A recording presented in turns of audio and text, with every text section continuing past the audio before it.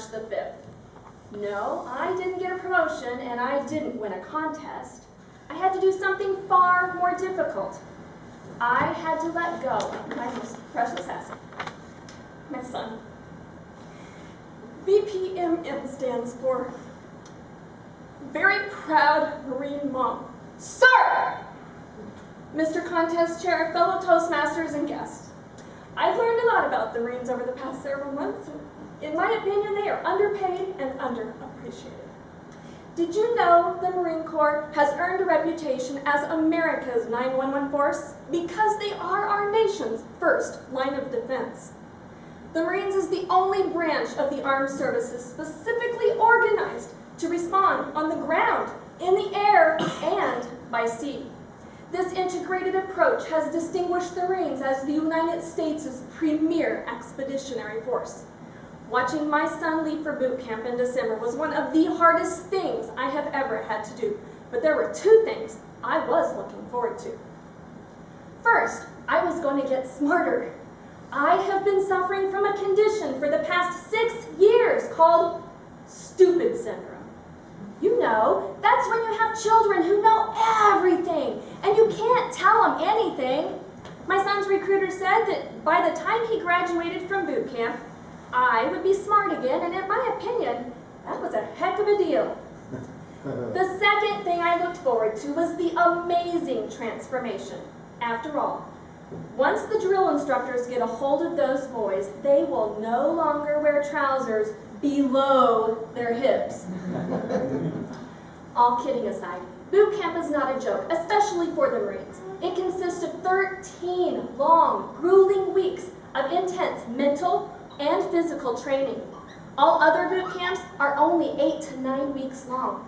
Chris faced challenge after challenge on his journey just to be one of the few and the proud.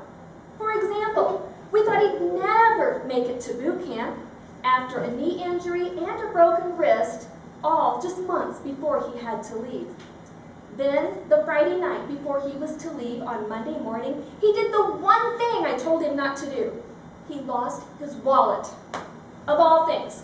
Thank goodness we could still get a replacement license on Saturday. But then we thought he'd never survive boot camp. He had bronchitis during swim qualification week, constant pain in his wrist due to push-ups and pull-ups. But the worst part was the knee. All of the running and hiking and marching really took a toll, and by the third and final phase, he could barely walk. He had to have 2 cortisone shots just to continue. The final rite of passage of all Marines is called the Crucible, and it takes place during the 12th week of training.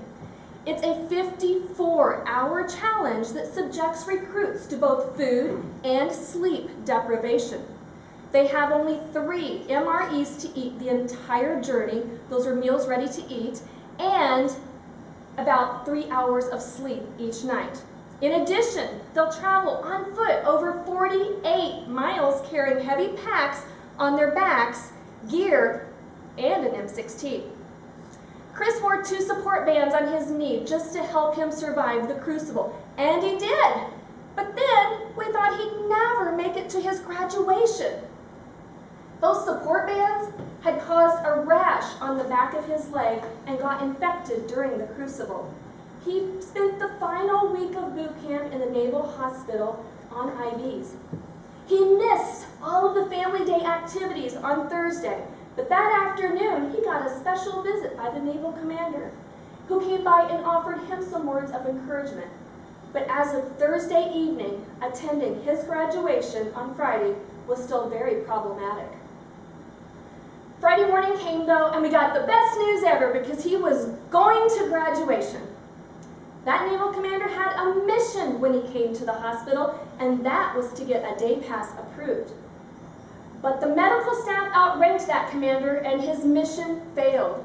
On Friday, when the admiral learned that there was a lone Marine in the hospital missing his graduation, he pulled rank, made a call, gave an order, and made it happen. While Chris couldn't participate in the ceremony, he sat proudly in uniform with us in the first row right in front of his platoon. But now that he's a graduated Marine, his journey is still far from over because we thought he would never get home on boot leave. After graduation, we were all supposed to fly home together, but Chris had to go back to the hospital. He spent the next 3 weeks in what is called BMP before he was able to come home. It stands for the Basic Marine Platoon, but the joke is it's really the Broken Marine Platoon, because that's where injured Marines go to heal and recuperate until they're healthy enough to go on. As you can see, we have been on an emotional roller coaster the past several months, and believe me, I've asked myself several times, why the Marines? After all, there's rarely, if ever, a signing bonus, unlike other services. My son's recruiter said, if we have to buy you, we don't want you.